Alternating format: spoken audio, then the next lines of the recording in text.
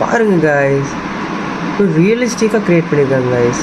கீழே பார்த்தீங்கன்னா தெரியும் பாருங்க, அசோக் லீட்லேண்டு எப்படி பார்த்தீங்களா, அசோக் லீலேண்டு போய் காப்பி ரைட்ஸ் வந்து சொல்லிட்டு அசோக் லீட்லேண்ட் வச்சுருக்காங்க. இங்கே பாருங்களேன்,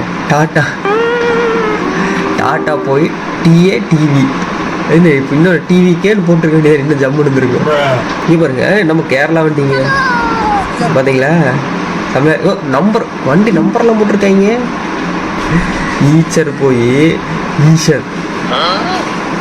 இங்கே பாருங்களா, அதில் அது நம்ம ஈச்சரோட சிம்பிள் வந்துட்டு ஹார்ஸ் இருக்கும். இங்கே பாருங்க, இதில் தெரியுதுங்களா, டைனோசர் போகும்.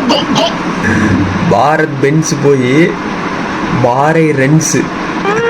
என்னடா டே அநியாயம்டா. மகேந்திரா என்ன பண்ணி வச்சிருக்காங்கன்னு பாருங்க, மகேந்திரா எம்முக்கு பதிலாக டபிள்யூ போட்டாங்க, மகேந்திரா இன்டரேஷியா. ஆனால் வந்துட்டு இதில் ஒரே ஒரு பிரச்சனை என்னென்னா, ஆட்ஸ் பார்த்தா மட்டும்தாங்க நம்மளால் உள்ள ஜாப் எடுக்க முடியும். ஸோ அது ஒன்று தான் இதில் பிரச்சனை. இல்லை நம்ம கன்னியாகுமரியிலேருந்து சேலம் கீழேருந்து போவோம் மேலே, எப்போவுமே கீழேருந்து தாங்க மேலே போகணும்.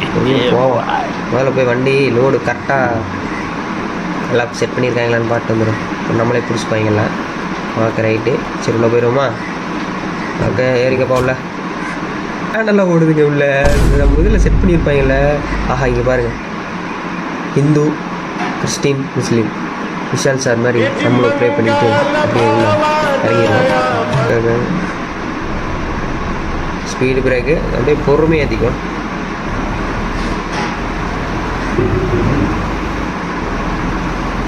ஓ ஓ ஓ யாரா இவன் மலையில் இப்படி கோமாளி ஹாரன்? ஹாரன் பாருங்க, அடப்படா மேலுமே கேமு. பின்னால் எவனை வந்துடாதீங்கடா, அடிச்சிட்டா அவ்வளோதான் முடிஞ்சு சொல்லி. அந்த வழியா எவனாவது போவானா?